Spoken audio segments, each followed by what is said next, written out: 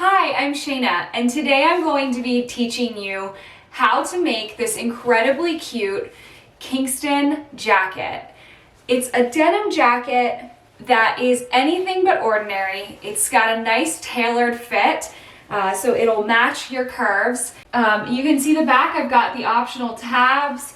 I added a little cute accent to my cuffs and a little cute bias tape on the inside of my jacket seams. So this jacket is just so customizable, so perfect. You can pair it with skirts, dresses, tops, jeans, anything that you want to pair it with. It's just one of those wardrobe staples that people will never believe that you made it yourself. So I hope you're getting excited as I talk about the Kingston to jump in and start making this jacket with me. Welcome to the Kingston Jacket Sew Along. This is going to be such a fun time of sewing along to this classic denim jacket. So thank you so much for tuning in and joining me during this sew along series. I hope that you learn a ton. This sew is an intermediate level sew.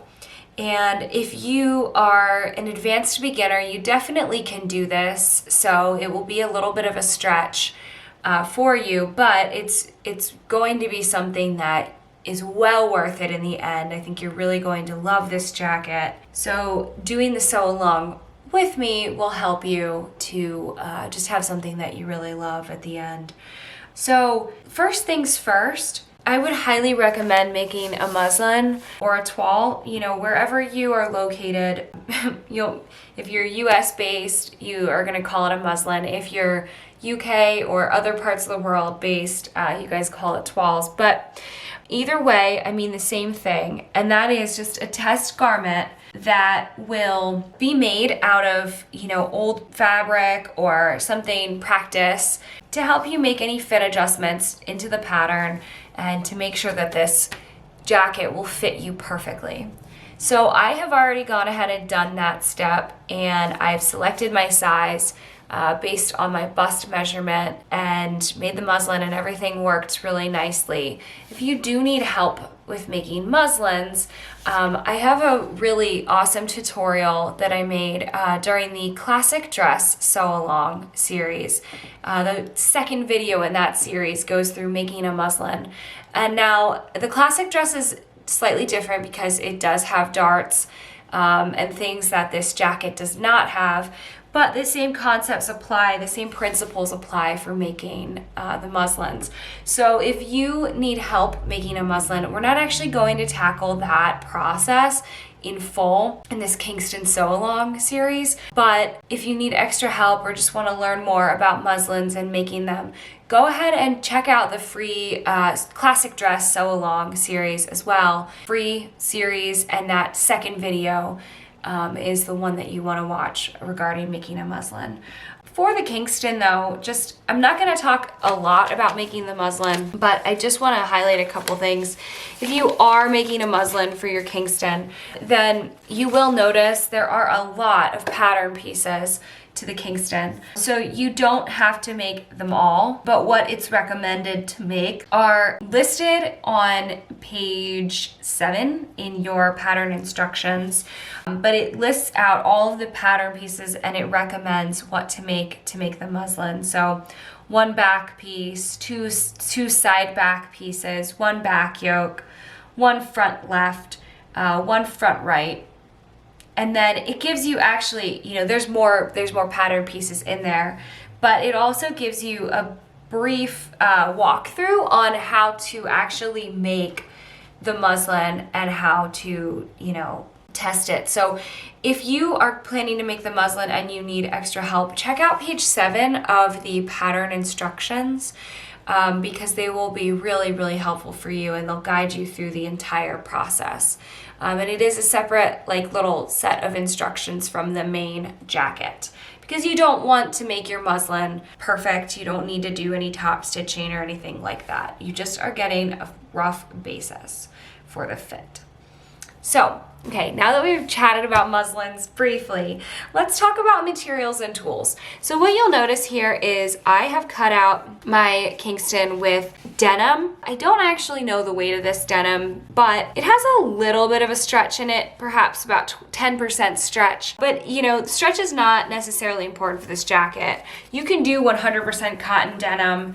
You can do stretch denim like I've done. You could do like a low pile corduroy, cotton canvas, toile. You could even take an old pair of jeans and patch them together and upcycle them. But what you should know about this jacket is that whatever medium weight woven fabric you use, medium to heavy weight I should say, the heavier the weight of the fabric that you sew this jacket with, the more challenging it's going to be for you. So if you are new to intermediate level patterns, or you're an advanced beginner who's trying out this Kingston jacket, you probably want to start out with something that's a little bit lighter to start. Go with a 5-ounce denim instead of a 14-ounce denim. You know, go with a cotton duck or a cotton canvas that's a little bit lighter weight than, you know, a really heavy, thick upholstery fabric. You could even get creative and, you know, do some other types of fabric if you want other types of upholstery fabrics and things like that. But fabric choice for this tutorial really will make all the difference in how easy and how quick and how challenging or how slow this sew is going to be for you. So the lighter the weight, the fabric, the easier you're going to find to manipulate it and to sew with it. The heavier, the more labor intensive. The heavier the fabric is also going to be harder to manipulate and press through your sewing machine and press the seams and all of that. But yeah, so if you are an advanced beginner or an intermediate, you can really do any medium weight wovens. If you are an advanced seamstress, then go for heavyweight, go for whatever you want, traditional jean weight denim, such as 12 to 14 ounces. That's probably about the ounce amount that I'm doing. It's probably about a 10 to 12 ounce denim. So anyway, make sure that you pre-wash your fabric, because if you are using denim, the dye tends to bleed out in the wash. So you want to make sure you've pre-washed your fabric. And then once you've made your muslin and you're happy with your fit and all of that, you can go ahead and cut out all of your pattern pieces. In addition to the denim fabric, you may want to make a Kingston that has some little tidbits of fun interspersed here and there.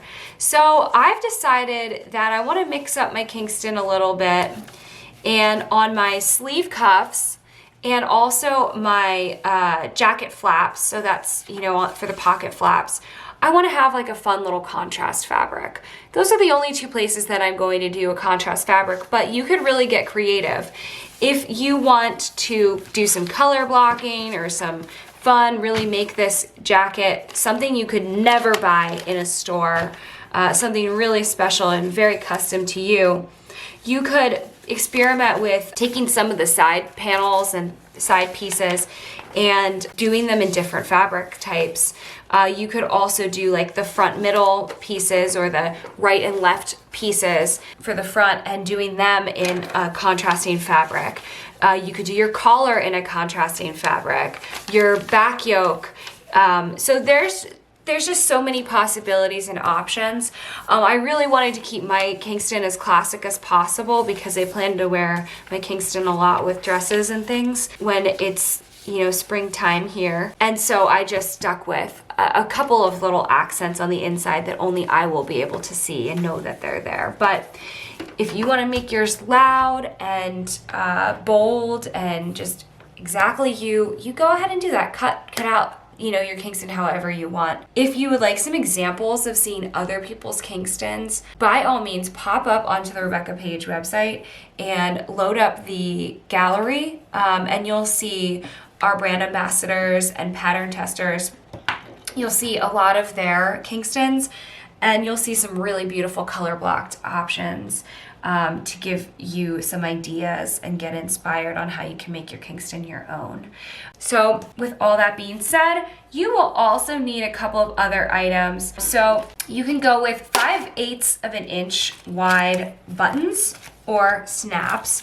So what I've done I went online to Amazon and I found these 5/8 of an inch snaps. They're just solid gold and solid silver colors. I am going to do snaps, but you could do traditional buttons and buttonholes, but the amount of snaps that you need will be dependent on how you want to do this. So if you're making the children's size, you need at least 5 snaps just going down the front of the jacket to close it. If you're making the ladies version, you need 6. The men's version, I don't actually know the number, but I know it says it in the pattern instructions, so you'll just want to check that if you're making the men's. If you are doing the long sleeve version, you'll also need an additional 2 buttons or snaps for those sleeve cuffs. If you are doing the waistband tabs, you'll need another 2 snaps. And then if you're doing the front pockets like I am doing, you'll also need another 2 snaps. So I think when all is said and done, you will need about 12 snaps if you're making the ladies jacket with the long sleeves, the waistband, tabs, and the pockets. So at max, you'll need 12 snaps or buttons in your stash here to pull out. And then optional is single fold bias tape, 1/2 inch wide. If you're using a serger or a regular sewing machine, that's where this bias tape comes into play. But if you are going to be making the bell sleeve or the trumpet sleeve, the underarm seam is what needs to be finished with bias tape if you don't have a serger. You can buy store-bought bias tape for pretty cheap. It comes in all different colors, so you could put a fun color pop in there inside of your jacket, or you could make it yourself. You can also add an optional lining fabric for the collar lining if you wanted to, and for side seam pockets if you're doing side seam pockets. You could also do, like I said, the color blocking if you wanted to. That'd be really fun. But you don't need a ton of fabric for the side seam pockets or the collar lining. And then the other thing that you might want to do is have some lightweight interfacing if you want to embroider the collar or add something really fun into your collar. Just add a little bit of extra strength before you do any embroidery. You'll also need a plethora of threads, and I say a plethora because you will need some heavier weight thread than you generally use for top stitching. So you'll want to have, all-purpose thread in a color that matches. You'll also want to have a bobbin that's wound with that all-purpose thread. But then you will want to pick up some top stitching threads, and they are just a heavier weight. Some of them say denim on them, some of them say top stitching. It just depends. You can get them in all different colors. You could go for gold, rust, silver, whatever it is that you want if you want your top stitching to really show. I'm gonna go with this denim color of top stitching thread because this is what I happen to have in my stash right now, and I really don't want to go out to the store again to pick up some top stitching threads of different colors, so I'm going to be using that. But by all means, grab a contrast color. You can also use denim thread as well. So whatever you have, you'll need about 1 to 2 spools, potentially 3 spools. This particular one, this top stitching thread is 50 yards, so I probably will only get halfway through the jacket in top stitching with this guy. I'll probably need to go to the store after all and get more of that. But in addition to those items, you'll need your sewing machine, you'll need some scissors, thread snips if you have them, a tape measure or a seam gauge, and then, a hammer if you're doing snaps or buttons, and we'll go through all of that. So the other thing that is really crucial, if you are sewing with denim for this project or something heavier weight, you want to make sure you pick up some heavy duty sewing needles for your machine. So I actually have denim weight needles. These are 100/16 denim weight needles for my machine that I'm going to be using. You want to make sure you grab a fresh new denim needle or fresh new upholstery needle, heavy duty sewing needle, because this will guarantee that you're able to pierce through your denim and get a nice clean top stitch. When you have a dull needle, you end up getting some weird results, and you don't want that. The other thing that might be helpful is if you have a walking foot on your sewing machine. Walking feet are really great because on a typical machine, you'll have your presser foot that just, glides along on top of your fabric, and the feed dogs underneath your machine kind of walk along, and they help pull your fabric through the presser foot and under it. What a walking foot does, if you've never used one before, it will definitely change your life. It changed mine when I first used my walking foot. But it actually has little feeds on the top as well as the bottom that help guide heavier duty fabrics or thicker fabrics through the sewing machine. So it walks on the top as your feed dogs walk on the bottom. So together it's kind of like walking through, which is why they call it a walking foot. But if your sewing machine came with a walking foot, bust out your manual, pop that baby on. It will make a huge difference in sewing heavier duty fabrics. Just a fun little side anecdote for you. I recently sewed a jacket. It was very thick, like a very thick fabric upholstery. I also had a very thick double-faced satin lining that I was using. And let me just tell you, I got super frustrated. I was using my regular presser foot, this one right here, and I was like about ready to actually give up on my jacket. When I went online and I just started researching my sewing machine, and everything that I was reading, they were like, your machine comes with a walking foot, and you have to use it when you're doing something heavy duty. And I was like, walking foot, I don't know what this is. I don't know if I want to do this. Like, I don't know if it's really going to make that much of a difference. I was really close to quitting on a project that I've wanted to do for most of my sewing time. I've always wanted to make this type of a jacket. Anyway, so I popped the walking foot onto my machine, and I'm not gonna lie to you, like, it changed everything. I went from feeling really frustrated with my project to feeling like I could accomplish anything.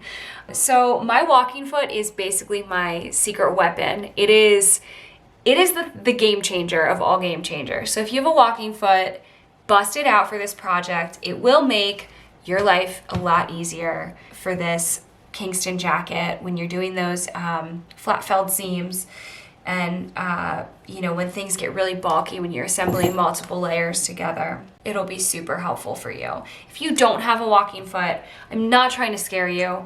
You will be able to sew this project. You'll just have to go really slow and easy and know that you might be a little frustrated at certain points. But the denim needles will really help as you go.